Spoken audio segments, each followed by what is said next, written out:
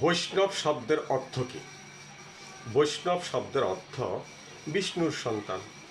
বিষ্ণু অর্থে বোঝায় যিনি সর্বব্যাপী আছেন, সর্বত্র বিরাজমান, একমাত্র ঈশ্বর। তাই বিষ্ণু বলতে ঈশ্বরকে বোঝায়। আমরা ঈশ্বরের সন্তান বা বিষ্ণুর সন্তান, তাই আমরা সকলেই বৈষ্ণব। আমাদের দেশে প্রচলিত আছে যে চৈতন্যদেব বৈষ্ণব ধর্মের প্রবর্তক, অর্থাৎ তিনি একটি ধর্ম প্রবর্তন করেছেন। সে ধর্মের নাম বৈষ্ণব ধর্ম। যারা চৈতন্য অনুসারী বা কৃষ্ণ ভক্ত, তারা নিজেদেরকে বৈষ্ণব বলে পরিচয় দিয়ে থাকেন।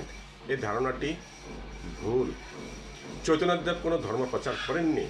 সত্য গুণান্বিত বিষ্ণু, রজগুণান্বিত ব্রহ্মা এবং তমগুণান্বিত রুদ্র বা শিব সকলেই মহাবিষ্ণু যে ঈশ্বর তার ধ্যান করেছেন, তারাও বৈষ্ণব। শিব পরম বৈষ্ণব, একথা আমরা সকলেই জানি এবং পুরাণে বর্ণিত আছে। হরে কৃষ্ণ।